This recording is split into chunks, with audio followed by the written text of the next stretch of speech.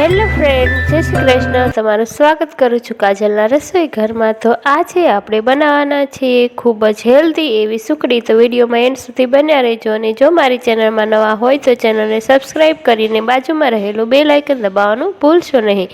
તો ચાલો આપણે બનાવી લઈએ સુખડી। સુખડી બનાવવા માટે એક વાટકો મેં ઘઉંનો લોટ લીધો છે, અડધી વાટકી જેટલું ઘી લીધું છે, એક વાટકી જેટલો ગોળ લીધો છે, ડ્રાયફ્રૂટ લીધા છે, સૂંઠ પાવડર લીધો છે, ટોપરું લીધું છે, પીપળી મૂળ પાવડર અને ગુંદર લીધો છે। ગુંદર છે તે ઓપ્શનલ છે, તમે પસંદ હોય તો એડ કરી શકો। હું અહીં થોડો એડ કરી રહી છું। પછી આપણે એક બાઉલ લેવાનું છે, તેમાં આપણે પહેલાં થોડું ઘી એડ કરી અને ગુંદરને પહેલાં તો સાતળી લઈશું, પછી આપણે તેને લોટને શેકીશું। તો આવી રીતે પહેલાં તો ગુંદરને તળી લેવાનો છે, સારી રીતે ગુંદર કાચો ન રહે તેનું ધ્યાન રાખવાનું છે।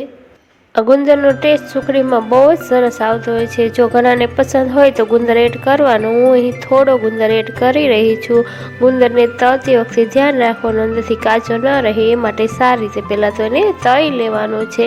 પછી આપણે એ જ ઘીમાં આપણે ડ્રાયફ્રૂટને સાતળી લઈશું, એટલે ડ્રાયફ્રૂટ સાતળવાથી તે એકદમ જ ક્રિસ્પી થઈ જતા હોય છે। તો આવી રીતે ડ્રાયફ્રૂટને પણ આપણે ઘીમાં સાતળી લઈશું, થોડો એનો કલર ચેન્જ થાય ત્યાં સુધી સાતળી લેવાના છે। તો આપ જોઈ શકો છો આપણા ડ્રાયફ્રૂટ પણ સારી રીતે સતળાઈ ગયા છે। આવી રીતે બંને વસ્તુની ઘીમાં સાતળી લેવાની છે। પછી આપણે એ જ ઘીમાં ઘઉંનો લોટ એડ કરીશું। તો આપ જોઈ શકો છો તેને ઘી સાથે સારી રીતે મિક્સ કરતું જવાનું છે ને સતત જ એને શેકતું જવાનું છે। સતત આવી રીતે મિક્સ કરશો એટલે એકદમ જ સરસ એવો લોટ આપણો શેકાઈ જશે અને થોડી વારે આપણે ઘી એડ કરતા જવાનું છે, એટલે એકદમ જ સરસ આપણો લોટ છે તે શેકાઈ જશે। તો આપ જોઈ શકો છો આવી રીતે લોટને સતત મિક્સ કરતા રહેવાનું છે, નહીંતર તે તળિયા સાથે ચોંટી જતો હોય છે। તો આવી રીતે તાવેથાની મદદથી તેને સતત જ મિક્સ કરતા રહેવાનું છે। તો આપ જોઈ શકો છો આપણા લોટનો કલર ચેન્જ થઈ ગયો છે, ઘી પણ ઉપર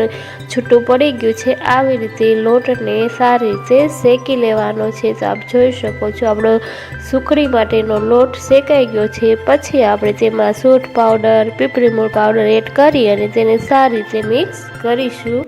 પછી આપણે તેમાં ડ્રાયફ્રૂટ એડ કરીશું। તો આપ જોઈ શકો છો તેને પણ સારી રીતે મિક્સ કરી લેવાના છે। પછી આપણે તેમાં ગોળ એડ કરીશું। ગોળ એડ કરતી વખતે ગેસને આપણે બંધ કરી દેવાનો છે, થોડું મિશ્રણ ઠંડુ થાય પછી જ આપણે ગોળ એડ કરવાનું છે, નહીં તો સુખડી છે તે કડક થઈ જશે। તો આવી રીતે ગોળ છે તેને છેલ્લે એડ કરવાનો છે ને પછી આપણે તેમાં ગુંદર એડ કરવાનો છે। તો આપણું જોઈ શકો છો એકદમ જ સરસ એવું આપણું સુખડી માટેનું મિશ્રણ તૈયાર થઈ ગયું છે।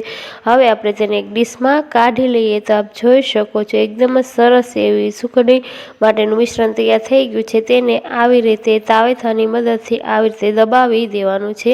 તો આપ જોઈ શકો છો એકદમ જ સરસ ઉપર ઘી આવી ગયું છે, એકદમ જ ટેસ્ટી આપણી સુખડી બનીને તૈયાર થઈ ગઈ છે।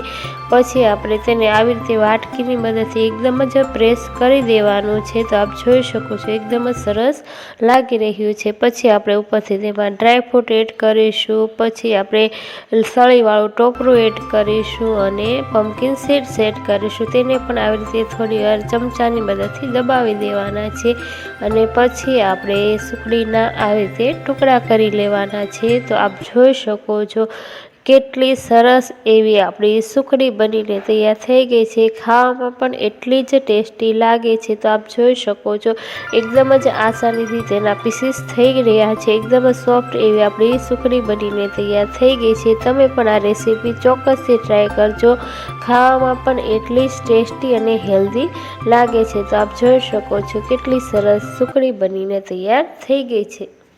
તો આજની મારી આ રેસીપી તમને કેવી લાગી તે કમેન્ટમાં જરૂરથી કહેજો અને જો મારી આવી અવનવી રેસીપી તમને ગમતી હોય તો મારી ચેનલને સબસ્ક્રાઈબ કરવાનું ભૂલશો નહીં। તો ફરી મળીશું એક નવી જ રેસીપી સાથે, ત્યાં સુધી આવજો।